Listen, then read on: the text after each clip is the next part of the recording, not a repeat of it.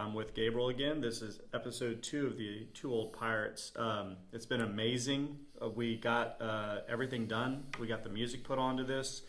We got it uploaded to YouTube. We have an email attached to it. We've got comments coming in, and we didn't even get it up. We recorded it a week ago today around this time, and we didn't get it up until, I'm guessing, around Tuesday, late afternoon on Tuesday, and it's Friday. If you look, we've got almost 200 views, which to some people, doesn't sound like a lot. To us, we didn't know if we'd even have one.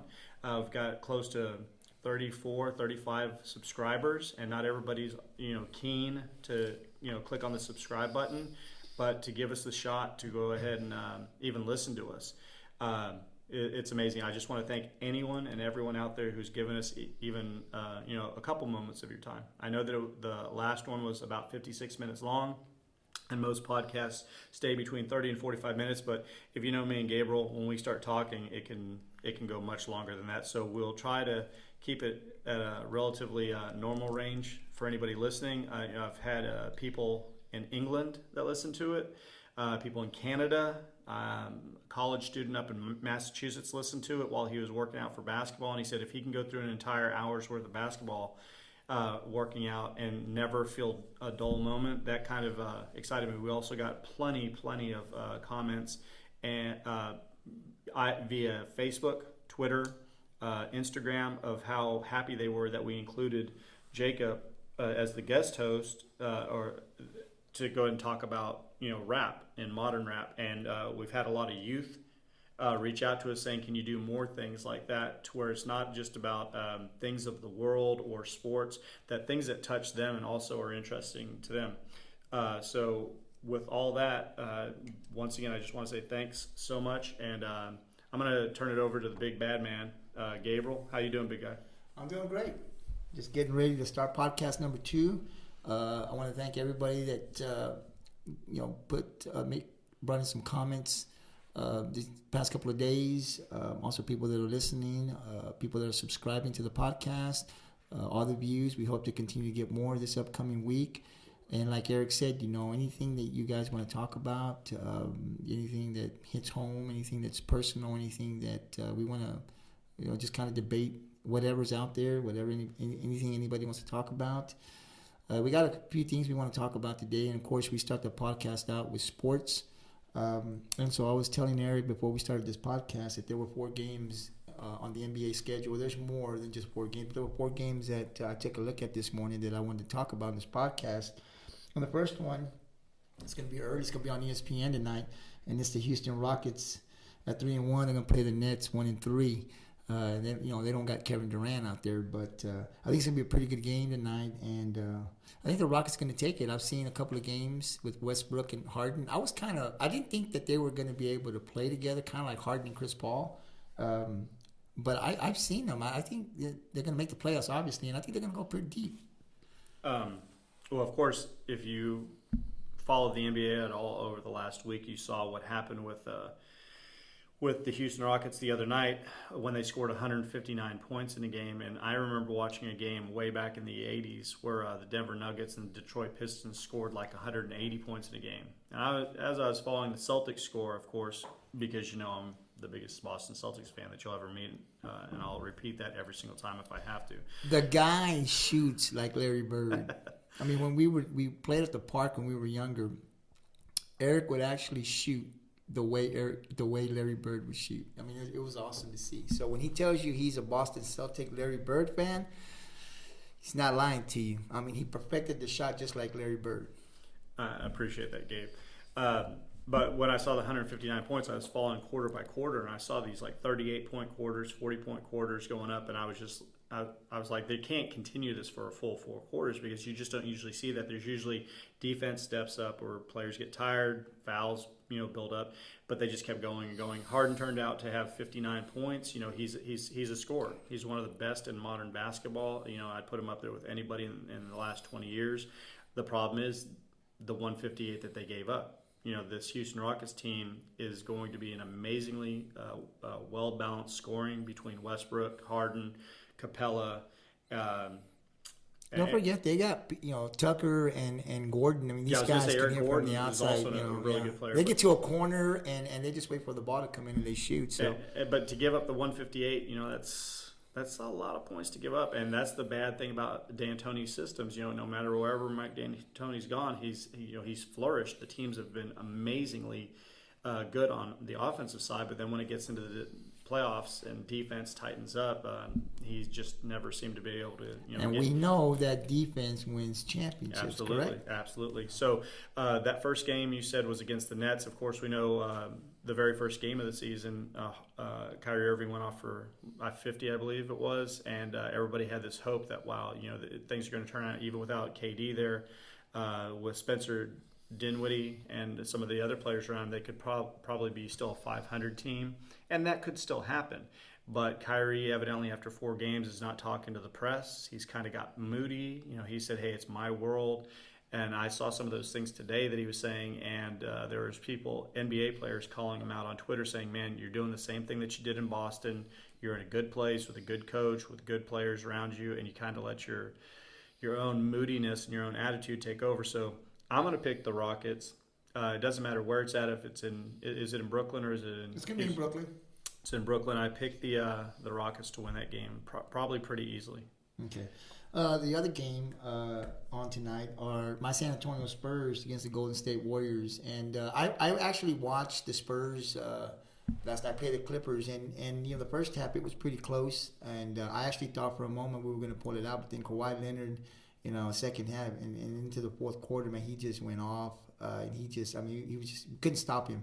I think he scored like 38 points, just unbelievable. And so, we only lost, I think, by 6 or 7. So we hung in there for the first loss of the year. But Kawhi Leonard just played lights out, man. And that's why he's 2-time NBA champ. I mean, the guy, when he turns it on, and he's just hard to defend. And he can just get his shot off wherever he wants. I mean, he was just getting into the basket, into the lane, shooting from the outside, passing the ball. I mean, no one was even close to stopping him. And so he was able to pull the Clippers away from the Spurs. What I did like, though, was I liked the fact that after the game, I saw him go up to Coach Popovich, and they were kind of laughing and gave each other a hug and kind of seemed like let bygones be bygones. And then this morning, I get up on, because, I watch Shannon and Skip Bayless, and Skip Bayless comes out, and he's back on the Kawhi Leonard bandwagon. He's just kind of like all is forgiven, and I'm back to supporting Kawhi Leonard. So it was a really good game to see last night. And like I said, I was hoping my Spurs would pull it out, but Kawhi Leonard, he's awesome. And I just, I think when Paul George comes back, this is going to be the team to beat. Before the NBA season started, I picked the Clippers to make the finals and actually win. And I think when Paul George comes back, this team, as long as they stay healthy, it's going to be really hard to beat them 4 times. So I'm going to pick the Spurs to win big tonight over the Warriors. The Warriors are going down really quickly here, and I just think they're going to struggle all season. Curry's going to be out, I think, for 3 months plus. Clay's out, and so it's just going to be really, really hard for this team to win multiple games this year. When I saw that Curry got hurt, I saw the replay of the player Aaron Baines, who won a ring with the Spurs. Then he went to the Celtics and was a fan favorite there, and now he went out to Phoenix. And he's a very large man, 7-footish, probably about 260, really, really thick, tough-looking guy. And when he came down on Curry's hand, you couldn't really see it because there's such a large human being rolling over the hand, but you knew it couldn't be good. And so Curry goes, to the back, and they're hoping it's a sprain or this or that. I've only watched one Golden State game this year, and when I watched it, I was amazed at how bad they were. They won without Kevin Durant. They won with Kevin Durant. But when I watched it, when you hear the announcers say, what they said, it was pretty unbelievable that how bad they were. And now that you lose Curry, who's the only thing that you really have on that team, Draymond Green's not going to do anything for you, and they have a bunch of no names on there. They don't have any of the other veterans that they'd had in the past, and I think they're probably going to be one of the top 5 worst teams in the league. They're going to get a top draft pick, and then Klay Thompson will come back. And Steph Curry, they will not rush him back because he's a shooter, and that's all he really is. I mean, he's a great dribbler. Don't get me wrong. He's a tremendous player, but everybody knows about his shooting. He changed the NBA. But you don't rush somebody back with a broken wrist to shoot because you don't want any other damage in that hand. He's over 30 now. So, I would not be surprised if the significant amount of time that he takes is longer than 3 months, and they just get his legs back under him by the end of the season, and they hope for a high draft pick and maybe another free agent over the season. So Golden State's going to get destroyed. I'm not going to even say they're going to lose the game. They're going to get destroyed tonight by the Spurs. The Spurs are going to be hungry after being that close to a team like the Clippers, and LaMarcus Aldridge had a horrible game. If he would have done a little bit more, I think the Spurs might have actually pulled that game out. But he had a bad game, so Pop is going to have them ready for this, and I see destruction on the forefront for the Golden State Warriors. It's not going to be pretty at all. And I tell you, Forbes, White, and Murray, the backfield for the Spurs, they really look good. I mean, Murray coming back, play some defense. So they've got guys that can shoot. I mean, they've got, and DeRozan, man, he's lights out. I mean, he can get his shot. He's kind of like a Kawhi Leonard. I mean, he can get into the lane. He can shoot. He's just awesome. And so I think the Spurs will make the playoffs, and I think that they're gonna make some noise up there. I don't know that they can beat some of the top teams, like the Clippers or the Rockets. I don't know if they go into a series, but it's going to be very interesting if they can stay healthy. Well, they've got, and we're only 4 or 5 games in. So, I mean, it's the baby steps of the season. But if you really think about it, they don't usually make a lot of large acquisitions. But you got Aldridge, you got DeRozan, and then you got a bunch of other players that fit in nicely in Popovich systems. But don't be surprised if the Spurs make a splash and try to get somebody in a trade. Jamal Crawford is still a free agent. This is one of the best 6 men ever. I mean, he can score from anywhere on the floor. And if the Spurs need something like that, if any team does, but if the Spurs need a little bit of extra scoring stuff, having him coming off the bench with his veteran leadership and his ability to score at any rate, he just fills up. He can get buckets at any time. I don't see the Spurs staying as is if they continue they're 3-1, but you can go into a quick nosedive if Aldridge gets hurt or if DeRozan, gets hurt or anything, and they're not going to have you might have somebody step up every other game and stuff. The Spurs could be a really good team if they can get one more player, I think. Losing Kawhi, you can never fix that. That's not like a Band-Aid thing. That's, that you've lost a cornerstone. But if there's a player out there that maybe they could swing, like a Kevin Love. Kevin Love is stuck in Cleveland. He's still, the other night, 20 rebounds, 18 points. If you get somebody like that to put next to Aldridge and get him out of Cleveland, which is a dumpster fire, that would be an amazing pickup. I mean, what do you think, Kevin Love? I mean, he could still be an all-star type player. Well, I think the way the Spurs are built now, they can compete with any team. I saw that last night when I think they played the Clippers, even without Paul George. But without Aldridge stepping up, they lost. So if you have that third piece, I mean, you always had Tony Parker, you always had Ginobili, you always had Duncan. They had that triangle. They had other nice pieces to put around him and stuff. You got Aldridge and you got DeRozan, and then who would you say is your third best player? That would just be like that guy can maybe take over a game. Like I said, I've seen White and Forbes. I mean, we don't know a lot about these guys, but they're big time. I saw them last year step up when Murray was out, and then they have Murray. And then they still have Patty Mills. They still have a bench out there. But, if they can make a splash with someone like a Kevin Love or Jamal Crawford, anybody like that, I mean, they might be able to put them over the edge. The thing with the Spurs is that they play within Popovich's system. And so, they're still on LaMarcus Aldridge has been there a while. There's still some younger guys there, but they know the system. So they just play within the system. So if they bring somebody in or not, you never know what can happen.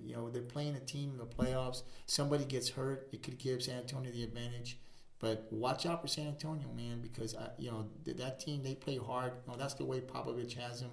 So they're going to play hard night in, night out, Another game that's on tonight also will be the lonely New York Knicks versus your Boston Celtics. Celtics are 3-1. The Knicks 1-4. So I'm going to go with the Celtics.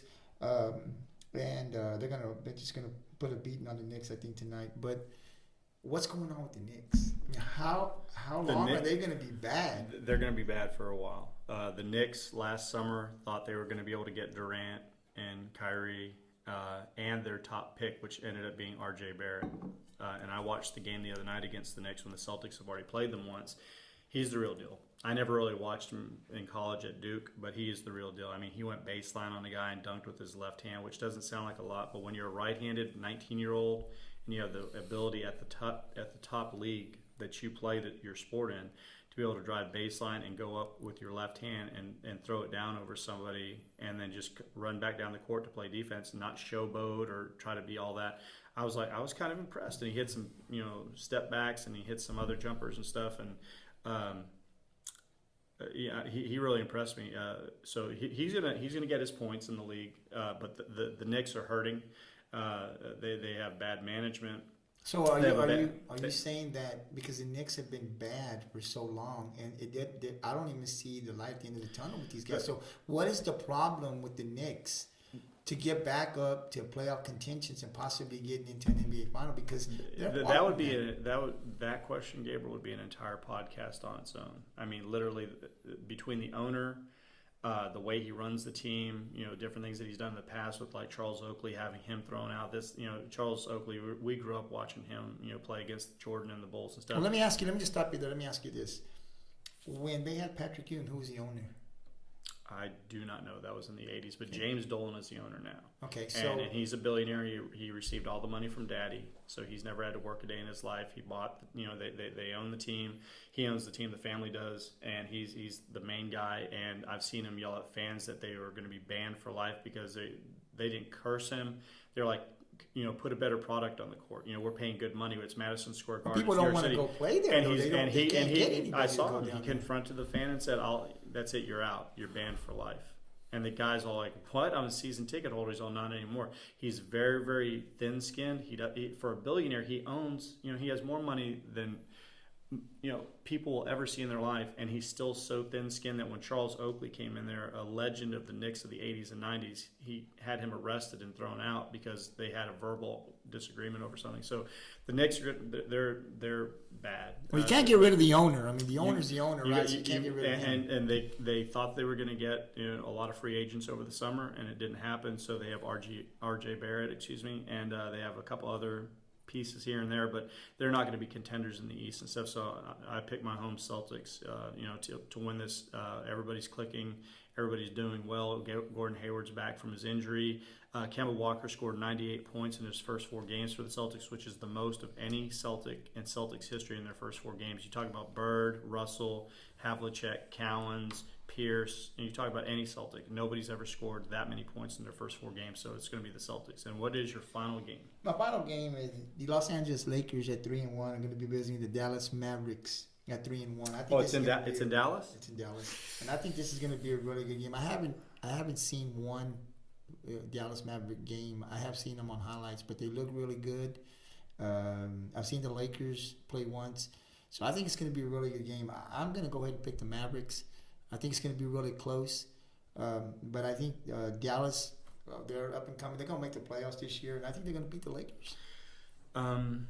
If it was any other team, I'd probably go with it because next just about anything, I hate the Lakers. I hate them. God, I hate the Lakers.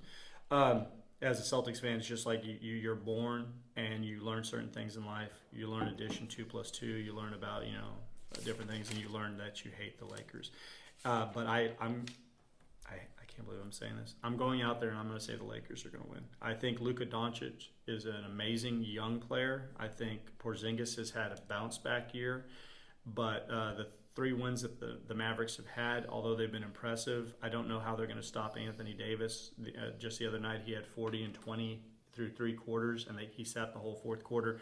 I just want you to take that in for a second. We talked about James Harden, who's a premier scorer, scoring 59 in 4 quarters, and Anthony Davis had 40 points in 3 quarters, and he had 20 rebounds. And if Porzingis doesn't stop him, there's nobody on the Mavericks that has that length and that height that can do anything like that. So Porzingis could get in foul trouble very early. LeBron James is still always going to get the benefit of the doubt and all the calls.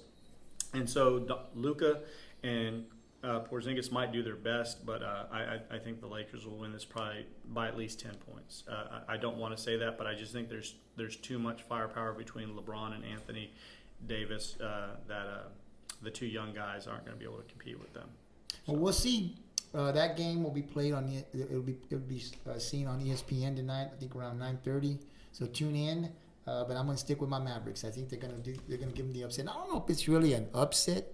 I like the Mavericks. I mean, I know that Anthony Davis, he's a beast and stuff. But one man can't beat a good team, and we know that. Jordan couldn't beat the Pistons and the Knicks by himself, and he needed to get some help. So if LeBron James doesn't show up, it really depends on how he plays. But if there's no other scoring, I think the Mavericks are going to pull it out. So let's go real quick over to the NFL and get the picks for the NFL games this Sunday. I guess you can rattle off the team, the game, your pick, and my pick. That way we won't take as long going through it. We like the, I mean, we love the NFL, but I'd have to say NBA is our Absolutely. That's our forte. That's our forte. That's a French word. So we already had a game yesterday. Of course, it was the 49ers and against the Cardinals. 49ers won. I had picked them to win anyway, but they're undefeated, just having a terrific year. And I don't know. They may even go to the Super Bowl. I don't know. They're just. I didn't think that they would go undefeated. It's just the 49ers and the Patriots, but the 49ers won. We've got a couple of games that we want to talk about, but the picks. You've got the Houston Texans at 5-3 against the Jacksonville Jaguars 4-4. I got the Texans, and they're playing over in London, so it'll be an 8:30 game, 8:30 in the morning. As long as Watson's eye is okay, I'm going Houston. The 1-7 Washington Redskins will be visiting the Buffalo Bills at 5-2, so I'm gonna go with the Bills. I go Bills also. The 6-2 Minnesota Vikings will be visiting the 5-3 Kansas City Chiefs. Now, I think I saw that Mahomes was doubtful, so I don't think he's going to play.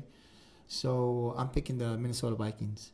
I'm going to go Chiefs here due to the fact that Matt Moore, the fill-in quarterback, did an outstanding job and almost won the game against the Packers.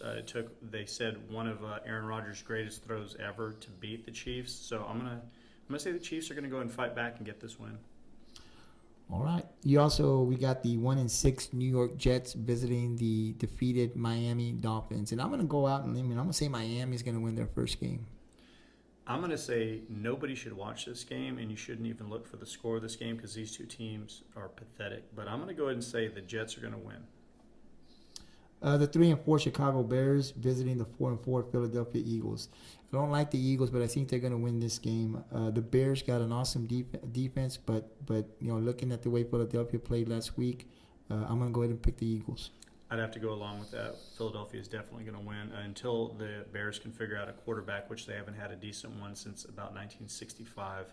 I'm going to have to definitely say the Eagles will pull this one out.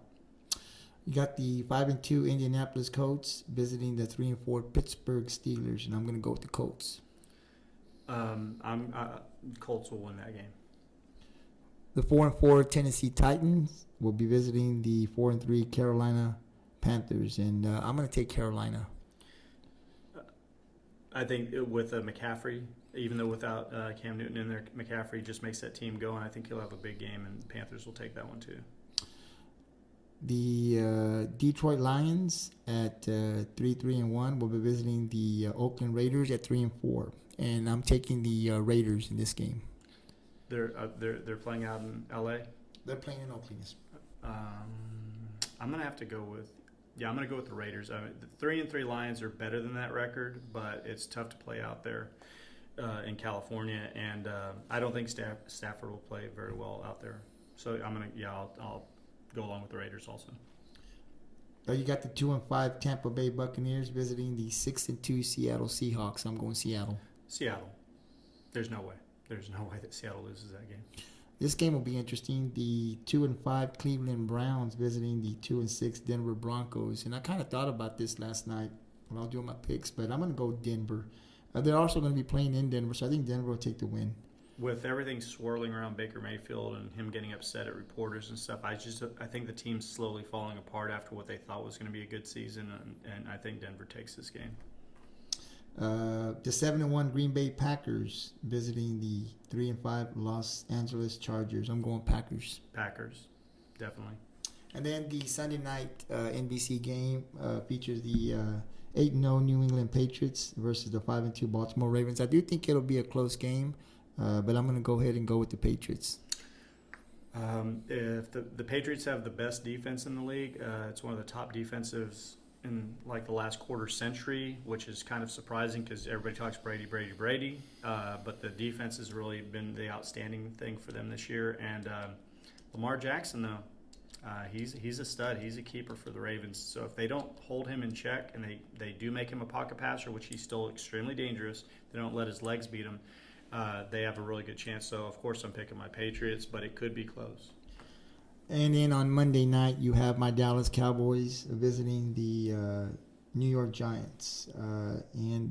Before the bye, we played Philadelphia really good. I hope it'll continue, but I'm going to go ahead and pick my Dallas Cowboys. At times this season, I've seen the Giants play actually decent and make some really good calls. The quarterbacks played okay, but with the amount of threats that are at the disposal of the Dallas Cowboys, the talent that is there, they should have already had a better record. I see them easily going into New York and winning that game if they make the right play calls and they don't give up any big plays to Saquon Barkley. I see them easily winning that game. And will they be 5-3 at that point? If the Cowboys win, they'll be 5-3. Yeah, and that'll get them back on the road to possibly winning the East. So yeah, I pick the Cowboys. All right. So there's the NFL picks for the week. I'm just going to quickly go over some high school games that we have over in the Coastal Bend. It's every podcast we do, we just kind of want to, pick the teams around the Coastal Bend and just kind of give my picks as to who I think will win. There'll probably be 2 games out of these picks that we'll kind of spend a few minutes talking about. But the first one we have tonight, the Ray Texans and the Miller Bucks. I think Miller is going to beat Ray. I mean, Miller's just been beating everybody. These guys have an explosive offense, so I'm going Miller. For those of you that are listening that are not from the South Texas area, if you're listening in jolly old England or you're listening in Canada or up by Massachusetts, out in California, some of the different people that have been listening to the podcast, Miller is a school here in Corpus Christi, Texas. There's 5 high schools in the Corpus Christi Independent School District, and they have never, in my lifetime that I've been around, ever been that dominant of a football team. And this year, I don't know what has happened. They turned a switch. They have a new coach. They believe in him. Maybe they prayed and God answered their prayers, but I started seeing the beginning of the season. They're blowing out teams like 70-7, 55-10, and I was just like, what is going on with Miller? They don't do things like that. And then they just continued, and they're extremely successful. And I don't want to talk a whole lot about high school sports due to the fact that some of our listeners might not be from around here, and you don't even know what we're talking about. But trust me, Miller is not a team that anybody saw on the horizon doing the damage that it's done this year in its division.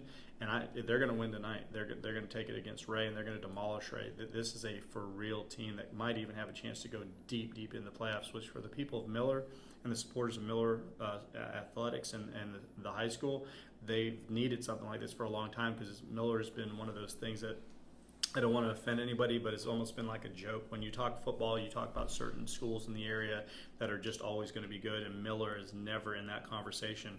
Well, they're there now, and they might be there for a long time to stay because of this coach. And I just want to add that I saw this about 2 years ago. Every year they've gotten better. They were really good last year, but it didn't seem like they had put everything together. But it definitely has to do with the coaching that they have out there and their head coach. I mean, just winning some of these big games and continue to win. I think they are going to get deep into the playoffs. Another game would be the Flower Bluff Hornets versus the Carroll Tigers, and I'm going Flower Bluff Hornets. Yes, I would say Flower Bluff has stumbled a little bit this year. They're used to winning district or being first or second in district, which sounds crazy if you have been here for a long time, because for the better part of 2 decades, they didn't really ever even make a spike on the chart of being a good football team. And then in the past decade, I'd say they've really built it up to where there's a tradition there now that they're supposed to win district. If not win district, then at least come in second and go into the playoffs.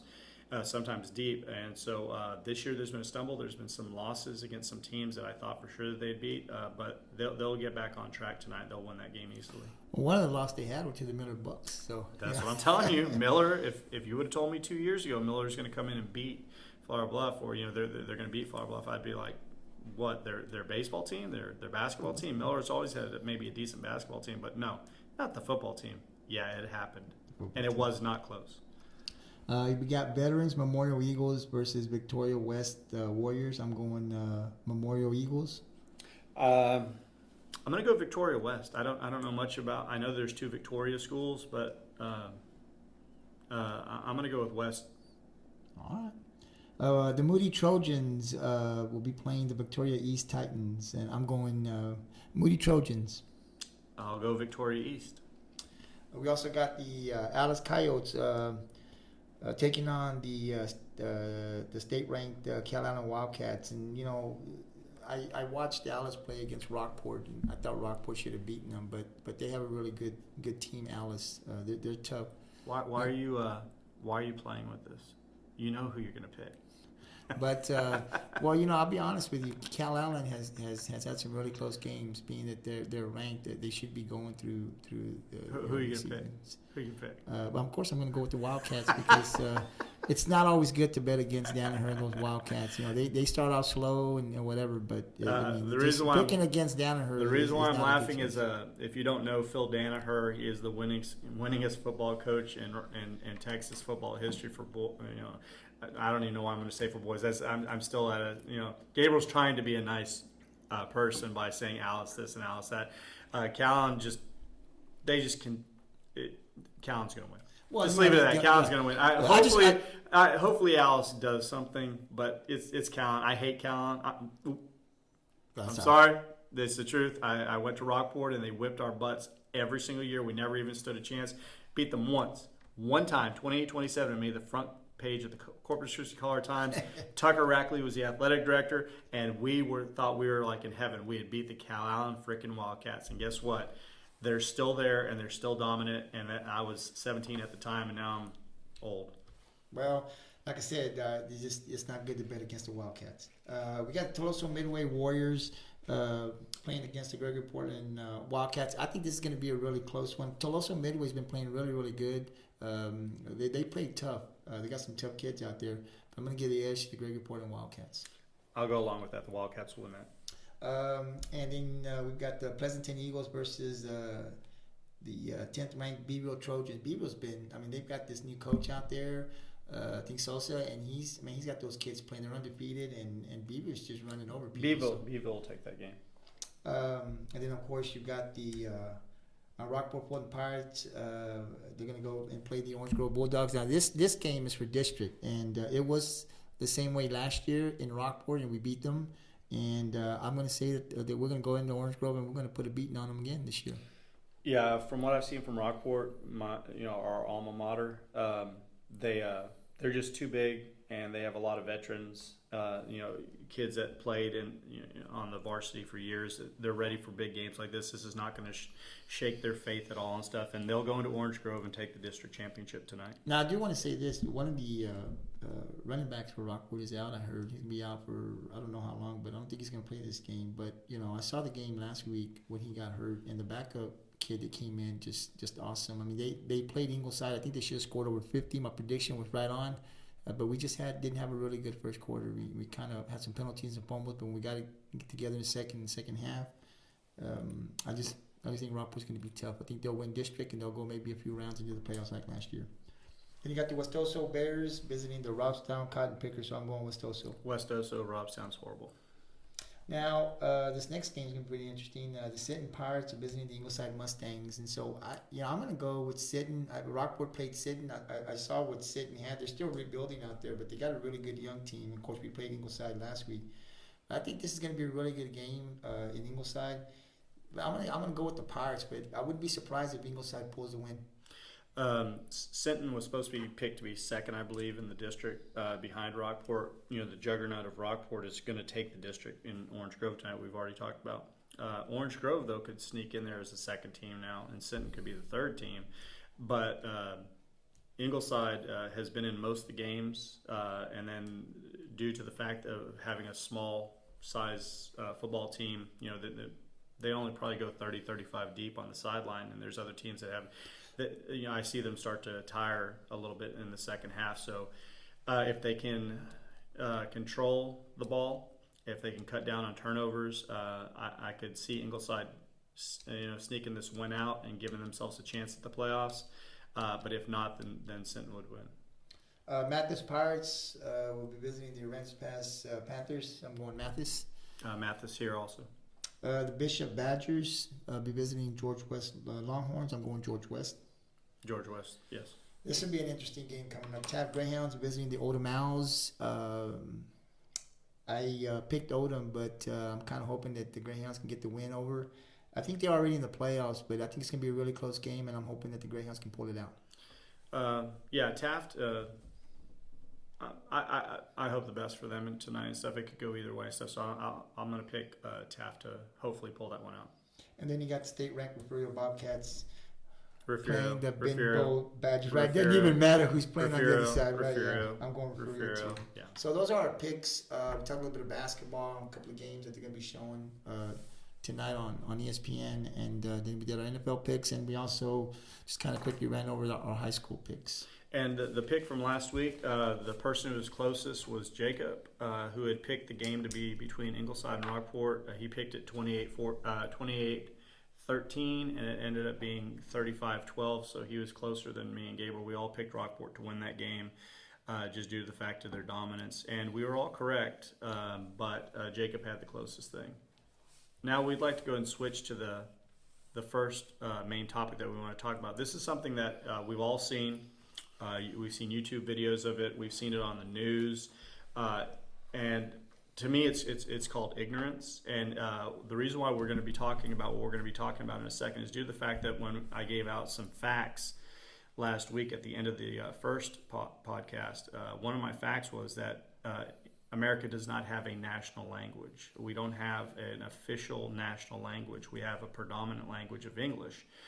So we thought about it over the past week, and we've done a little bit of talking and stuff. And we decided that we're going to talk about those people that become infuriated, upset, and show their, I guess you'd say, their racist side whenever they are confronted in public and they're recorded on cell phones. Thank God for cell phones sometimes, because there's people that are just, they hide this, until you can read people's minds. Like I always tell my students, unless you can read somebody's mind, you don't know what's going to happen. That's why you can never really stop terrorism 100% due to the fact that you don't know what other people are planning.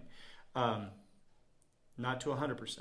And this is how people are. You could walk past somebody who really does not like somebody of another race or religion or sexuality, and you don't know what they're thinking, and they probably keep it to themselves most of the time due to the fact of today in society, you can get fired from a job, or you can just be outcasted.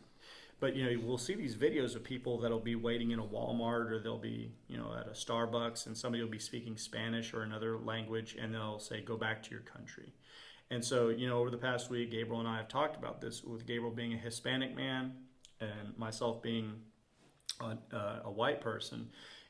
Most of the people that are caught in these videos are people of my persuasion, white, and they're upset. And the one thing that we all grew up with was the old saying, "Sticks and stones can break my bones, but words can never hurt me." And the thing that we always see in these videos is that these people are telling other people that are speaking maybe their native language from the country that they're originated from to go back. And the thing is, if those words bothered you so much, why are you allowing it to bother you? I guess that's my question. You're sitting there saying, "Go back to another country," due to the fact I can't understand you.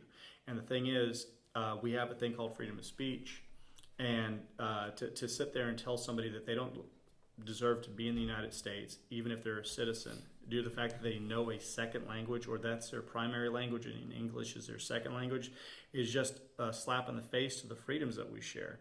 And Gabriel, just how do you feel coming from a Hispanic man's point of view that knows Spanish, has talked to family members in Spanish and stuff?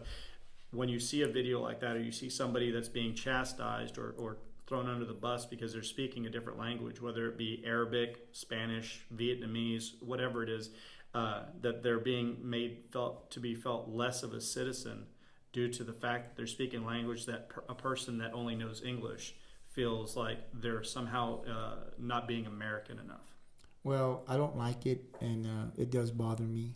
I'll tell you a little something about myself. I came to Rockport when I was about 4 or 5 years old, and I didn't know English. A lot of people don't know that about me, but I spoke Spanish. I understood Spanish. So when I started first grade here in Rockport, I had a difficult time learning the English language. And it's just where I was going to where I lived prior to coming to Rockport. It was Spanish around my family and just in the town that I lived in. So it took me some time, but today English is my first language.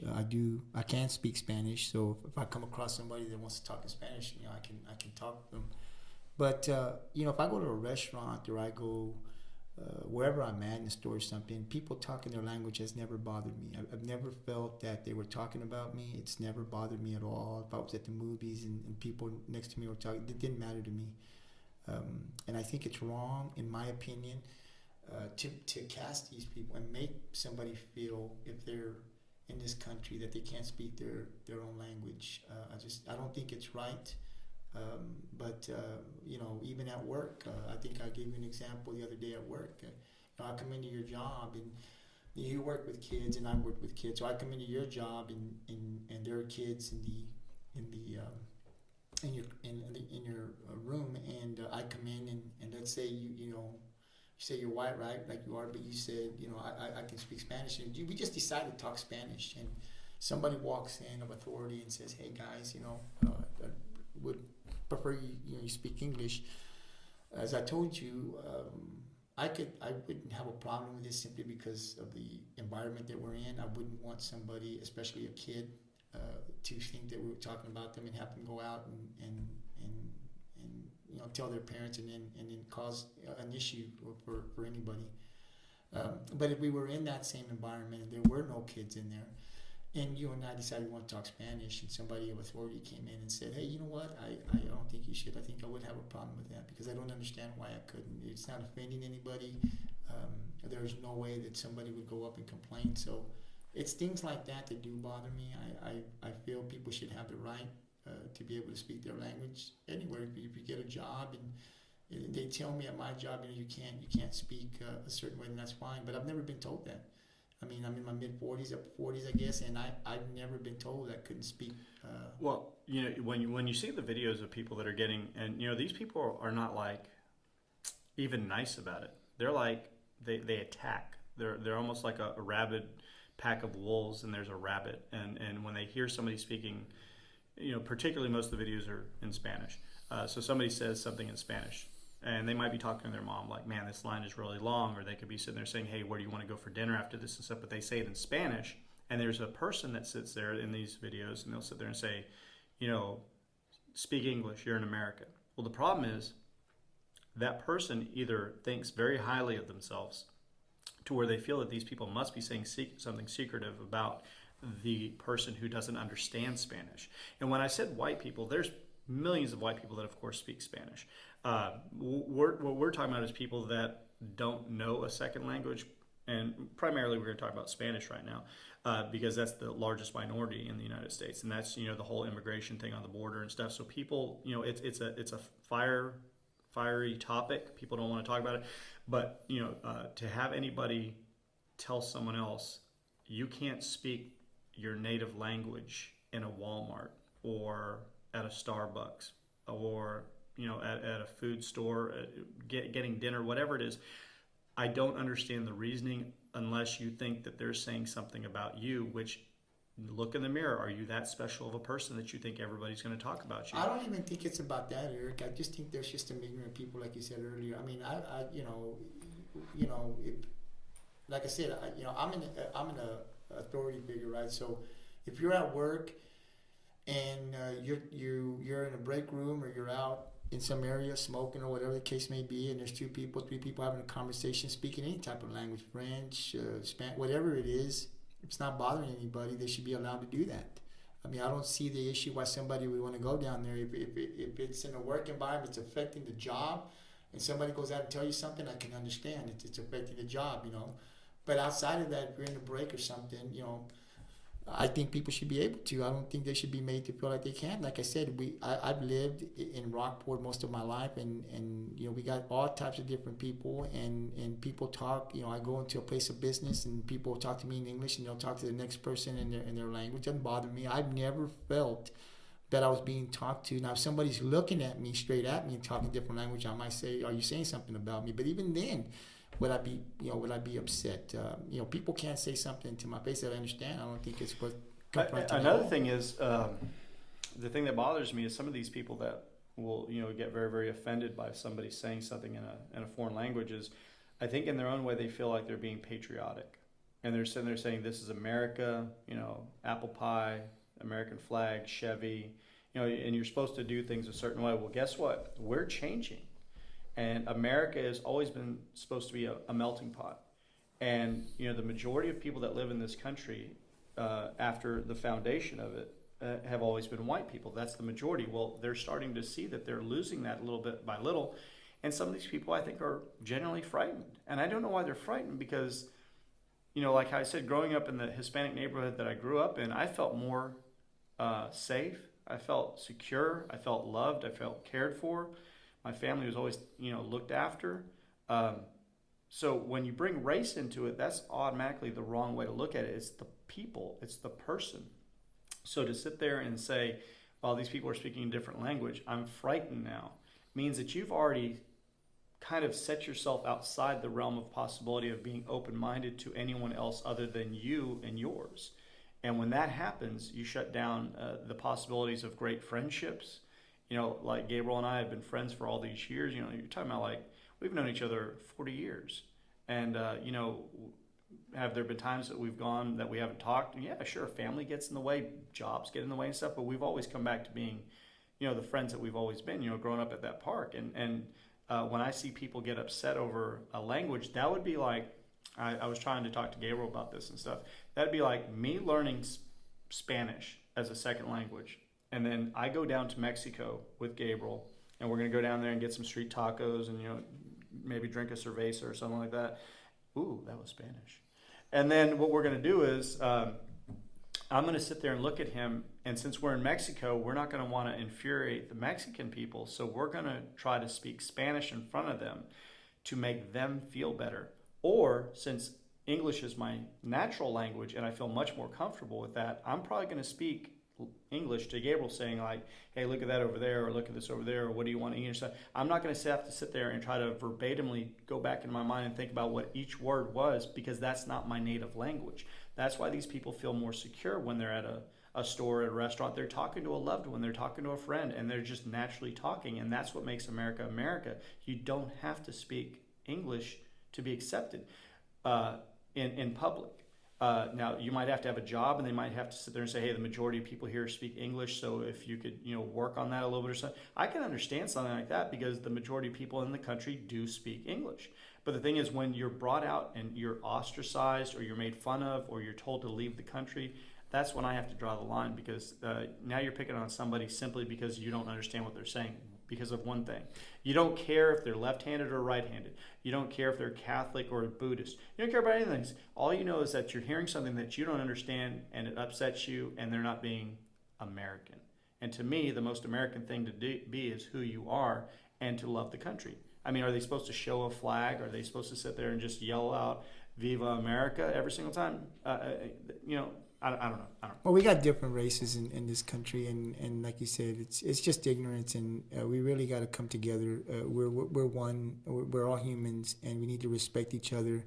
And I personally, like I said, as I gave you the example, if I know, if somebody tells me something, and if I'm speaking Spanish with someone, and I see that somebody comes and tells me, and I see my environment that I'm in, and I can see that it could cause some problems, I have no problem speaking English. But if I'm in an area where there's me and maybe a couple of other people and we're talking, we're not, you know, hurting anybody, there's just maybe 3 or 4 of us out there talking outside or in the hallway or something, and somebody comes and tells me something, I think I will have a problem. And I like to ask the reason why. You know, one of the things very interested in why people say that. I like to hear other people's point of view. I'm not one person that just wants to shout out at somebody and start up a fight or an argument with somebody. If somebody comes up and tells me whether I believe their views now, I want to hear what they think, because I think that causes a lot of issues. We're never going to get along unless we understand each other. I think one thing that listeners, I hope that you guys will understand, is the more that you get to know Gabriel and I through the process of these podcast episodes, is that we're really fundamentally laid back individual. We're family men. We care deeply about our religion. We don't force anything upon somebody. We don't like bullying. We want to see if you want to see things done right, we want to see it done right. We don't want to see somebody do something wrong and get away with it. Basically, I'm trying to say we try to be as good of humans as we can to our family, to our friends, to the world. And I'm not, I'm gonna curse. I know I said we don't curse very much, but I'm not bullshitting. If you meet us and you get to know us, or if you already know us, you get what you see. And we're not going to go ahead and lie about something or try to make you like us or anything. And we're not going to push our opinions. I might talk to you about the Celtics, and I might try to push that on you a little bit here and there, but that's out of just love of my team and stuff. But when it comes to religion, politics, anything like that, I don't have the right to tell you, you have to believe in what I have to say because I think I'm right. I can only give you how I feel and the facts that I believe, and Gabriel's the exact same way. And we're not going to be the type of person to go point your fingers in somebody's face and say, you better shut your mouth or you're going to get your teeth knocked out. We're not these kind of guys like that and stuff. We will defend our family if we have to and our loved ones and stuff. And if we see something wrong, we try to right it. And I think that's what any decent man or human being would want. I mean, I think that if anybody was on earth, all the people that we've talked about in the past that were really great leaders and really stood up for people, that's all they wanted. They wanted everybody to get a fair shake. And they didn't want anybody, the downtrodden, the poor, they didn't want to see them just thrown to the side and stuff because they didn't have as much as somebody else and stuff. So it's not like rich versus poor. I'm not saying that. I'm just saying right is right and wrong is wrong. And, sometimes that's not popular. But the thing is, that's how we are. And we've never worried about being a popular type person to where we had to fit in with everybody else. We've always lived with the belief that if it's right, it's right. If it's wrong, it's wrong. You just don't do it. That is one reason why we've never... Either one of us, although we grew up in different households, he grew up with a single parent. I grew up with two parents that had been married, until my parents both passed. They had been together 56 years. Never did drugs. Never became alcoholics. Never went to jail. I mean, this is not bragging. This is when you know something's right, you do the right way, and if it's wrong, you steer clear of it. And that's just life. And people make choices every single day, and I'm not judging them on that. I'm just trying to say, that's who we are. And as you get to know us through the course of these podcast episodes, you'll get to see, man, they say it how it is. And they're not going to hurt people's feelings, but things that they truly believe in to the bottom of their heart, they're going to go ahead and stick up for things. Well, like I said, I'm a right is right, wrong is wrong. That's how I've lived my life. I'm not perfect by any means, but right is right, wrong is wrong. I try to do the right thing all the time, and if I don't and I need to apologize, I have no problem. But going back to the ignorance, it's what it is, and we're not going to be able to change a lot of people's minds, but it is up for debate. You know where Eric and I stand.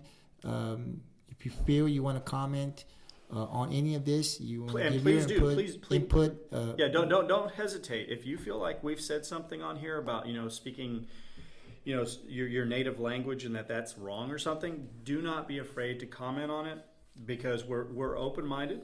And like I said, but we know right from right and wrong from wrong. And if you feel people that speak a different language should not be able to, please explain.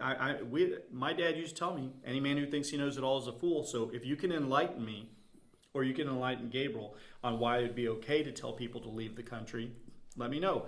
Don't spew hate. It's not all about love. It's not all about flower power and stuff like that. But the thing is, right is right and wrong is wrong. And to tell somebody that they don't deserve to live in the country where they might be a U.S. citizen, or they probably are a U.S. citizen, and they've probably been here generations longer than your family, then why would they have to leave and not you? How are they worse than you just because they speak a different language? Absolutely. So we're going to get off of that topic, and we're going to do something kind of fun right now. Gabriel did not know about it until he showed up tonight.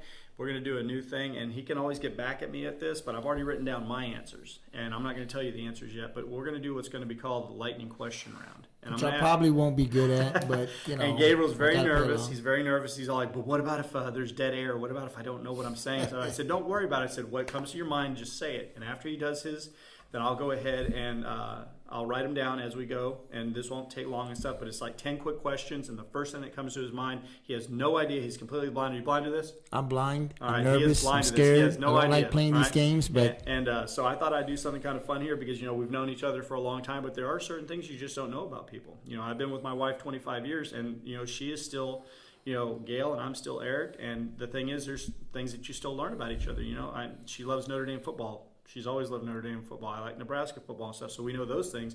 But, like, I did not know that she liked candy corn as much as she does. I hate candy corn. So we're going to go into what I'm going to call the lightning question round. We're going to do these 10 quick questions, and if Gabriel wants to get back at me at the next podcast by coming up with 10 things and putting me with the anxiety and the nervousness levels rising, I'll do it. I'll have fun with that. All right, are you ready? We are now on the I'm clock. ready. All right. Gabriel, what is your favorite animal? a dog. What is your favorite singer or band of all time? Boom, number one. Metallica. Metallica. Favorite superhero? Spider-Man.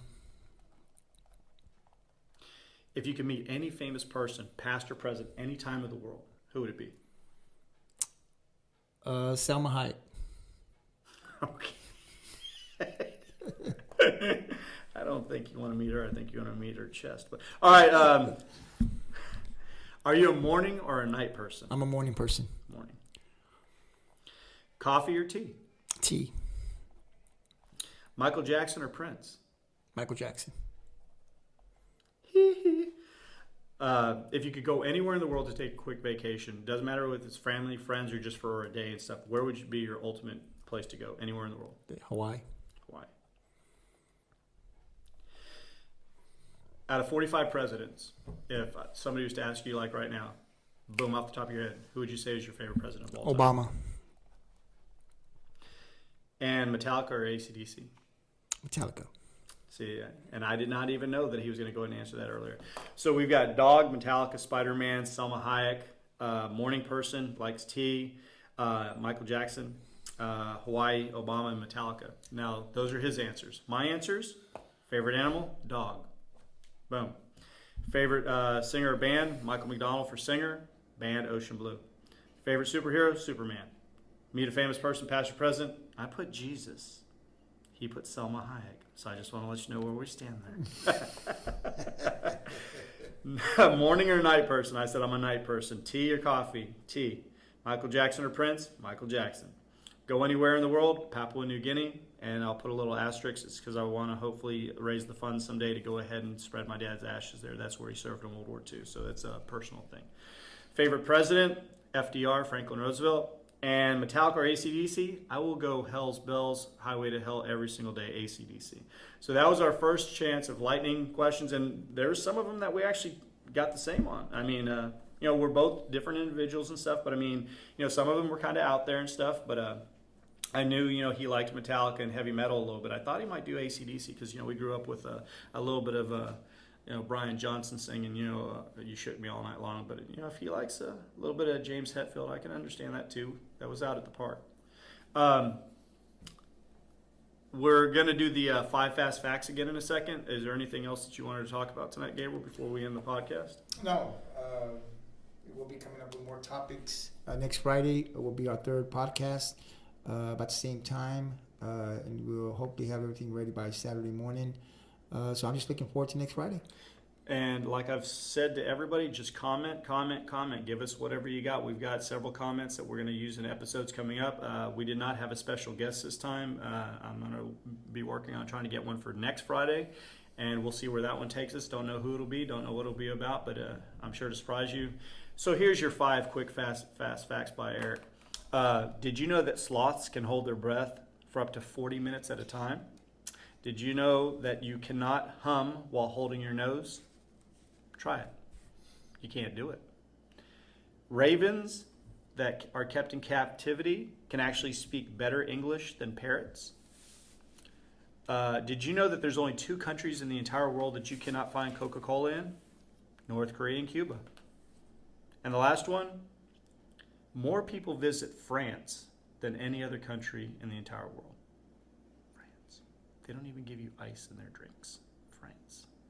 Anyways, so this is Eric and Gabriel. And we're going to be signing off now. And it's been a pleasure. Second podcast is over, and it's just going to get better and better. Any comments, any requests, we're ready for you. And keep sharing, keep